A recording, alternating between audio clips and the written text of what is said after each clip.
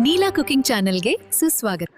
ಇವತ್ತು ಅಲಸಂದಿ ಹುಳಿ ಸಾರು ಯಾವ ರೀತಿ ಮಾಡೋದಂತ ನೋಡೋಣ. ಮುದ್ದೆ ಅನ್ನಕ್ಕೆ ಎಲ್ಲದಕ್ಕೂ ಬೆಸ್ಟ್ ಕಾಂಬಿನೇಷನ್ ಅಂತ ಹೇಳ್ಬೋದು. ಜ್ವರ ಬಂದಿದೆ, ನಮಗೆ ಬಾಯೆಲ್ಲ ಕೆಟ್ಟೋಗಿದೆ, ನಾಲ್ಗೆಲ್ಲ ಒಂಥರ ಇದೆ, ಏನಾದರೂ ಒಂದು ಹುಳಿಗೆ ಖಾರವಾಗಿ ತಿನ್ನಬೇಕಂದ್ರೆ ಈ ಥರ ಅಲಸಂದಿ ಹುಳಿ ಸಾರು ಮಾಡಿ ನೋಡ್ರಿ. ಕಾಳೇನು ನೆನ್ಸೋದು ಬೇಕಾಗಿಲ್ಲ. ಇವಾಗ ಒಂದು ಜಾರ್ಗೆ ಒಂದು ಕೈ ಹಿಡಿಯಾಗೋಷ್ಟು ಕೊಬ್ಬರಿ ಹಾಕ್ಕೊಳ್ಳಿ. ಚಕ್ಕೆ ಲವಂಗ ಒಂದು ಸ್ವಲ್ಪ ಹಾಕ್ಕೊಳ್ಳಿ. ಚಕ್ಕೆ ಒಂದೆರಡು ಪೀಸು, ಲವಂಗ ಒಂದು 3 ಹಾಕ್ಕೊಳ್ಳಿ. 2 ಈರುಳ್ಳಿ ಹಾಕ್ಕೊಳ್ಳಿ. ದೊಡ್ಡ ಸೈಜ್ ಈರುಳ್ಳಿ ಇದ್ದರೆ ಒಂದು ಸಾಕು. ಈರುಳ್ಳಿ ಹಾಕಿ ಟೊಮೆಟೊ ಹುಳಿ ಟೊಮೆಟೊ ಇದ್ದರೆ ಒಂದು 2 ಟೊಮೆಟೊ ನೀವು ಹಾಕ್ಕೊಬೋದು. ಜಾಸ್ತಿ ಟೊಮೆಟೊ ಇನ್ನು ಹಾಕೋದು ಬೇಡ. ಹುಳಿ ಟೊಮೆಟೊ ಹಾಕಿ ಸ್ವಲ್ಪ ಕೊತ್ತಂಬರಿ ಸೊಪ್ಪು ಹಾಕಬೇಕು. ನಾನು ತೋರಿಸ್ತಾ ಇರೋದು ಸಾರು ಧಾರಾಳವಾಗಿ ಒಂದು 5 ಜನ ತಿನ್ಬೋದು.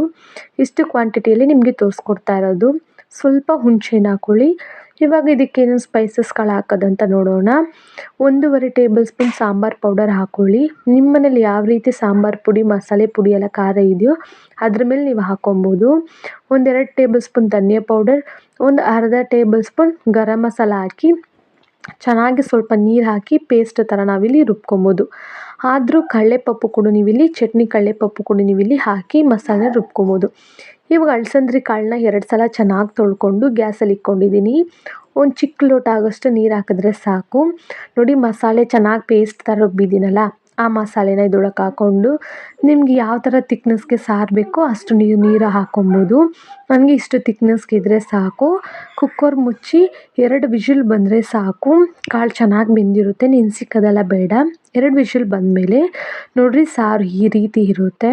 ಇವಾಗ ನಾವೇನು ಮಾಡಬೇಕು, ತರಕಾರಿ ಆಪ್ಷನಲ್, ನೀವು ಯಾವ ರೀತಿ ತರಕಾರಿ ಬೇಕಂದ್ರೂ ಕೂಡ ಈ ಸಾರಿಗೆ ನೀವು ಯೂಸ್ ಮಾಡ್ಬೋದು. ಹುಳಿಗೆ ಖಾರಕ್ಕೆ ತುಂಬ ಚೆನ್ನಾಗಿರುತ್ತೆ.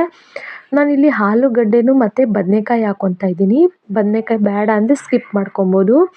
ನೋಡಿರಿ, ಕಾಳು ಯಾವ ರೀತಿ ಬೆಂದಿದೆ ಅಂತ ತೋರಿಸ್ತಾ ಇದ್ದೀನಿ. ಬರೀ 2 ವಿಷಿಲ್ ಅಷ್ಟೇ. ಕಾಳು ಎಷ್ಟು ಚೆನ್ನಾಗಿ ಬೆಂದಿದೆ ನೋಡ್ತಾ ಇದ್ದೀರಲ್ಲ. ಸಾರು ತಿಕ್ನೆಸ್ ಆಗೂ ಇದೆ. ಇನ್ನು ನಾವು ಮರಳಿಸೋದ್ರಿಂದ ಸಾರು ಇನ್ನು ತಿಕ್ನೆಸ್ ಆಗಿ ಆಗುತ್ತೆ.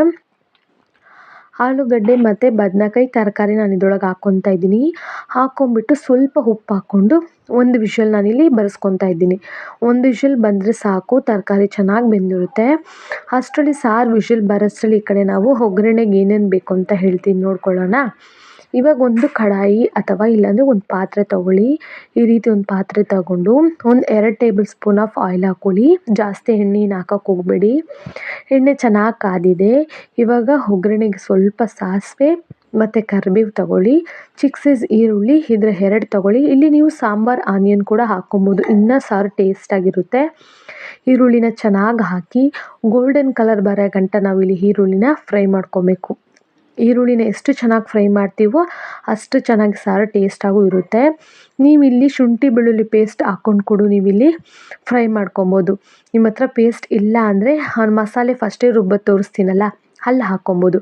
ಶುಂಠಿ ಬೆಳ್ಳುಳ್ಳಿ ಪೇಸ್ಟ್ 1 ಸ್ಪೂನ್ ಹಾಕ್ಕೊಂಡು ಚೆನ್ನಾಗಿ ಫ್ರೈ ಮಾಡ್ಕೊಂಡಿದ್ದಾಗಿದೆ. ಇವಾಗ ಅರಿಶಿನ ಸ್ವಲ್ಪ 1 ಚಿಟಿಕೆ ಆಗೋಷ್ಟು ಅರಿಶಿನ ಹಾಕ್ಕೊಂಡು ಚೆನ್ನಾಗಿ ಕಲರ್ ತಿರುಗೋ ಗಂಟ, ಈರುಳ್ಳಿ ಎಲ್ಲ ಕ್ರಂಚಿ ಆಗೋ ಗಂಟ ಈರುಳ್ಳಿನ ಫ್ರೈ ಮಾಡ್ಕೊಂಡಿದ್ದಾಗಿದೆ. ಇವಾಗ ಏನು ಮಾಡಬೇಕು, ಸಾರು ವಿಸಿಲ್ ಬಂದು ಇಳಿದಿದೆ, ತರಕಾರಿನೂ ಚೆನ್ನಾಗಿ ಬೆಂದಿರುತ್ತೆ. ಸಾರನ್ನ ಇದರೊಳಗೆ ನಾವು ಹಾಕ್ಕೊಬೇಕು. ಸಾರನ್ನ ಹಾಕಿ 1-2 ನಿಮಿಷ ಮರಳಿದ್ರೆ ಸಾಕು.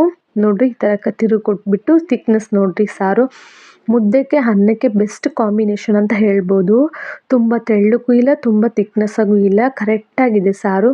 ಇವಾಗ ಸ್ವಲ್ಪ ಕೊತ್ತಂಬರಿ ಸೊಪ್ಪು ಹಾಕಿ 1-2 ನಿಮಿಷ ಮರಳಕ್ಕೆ ಬಿಟ್ಟರೆ ಸರಿ. ಬಿಸಿ ಬಿಸಿಯಾಗಿರೋ ಅಲಸಂದಿ ಹುಳಿ ಸಾರು ರೆಡಿಯಾಗಿದೆ.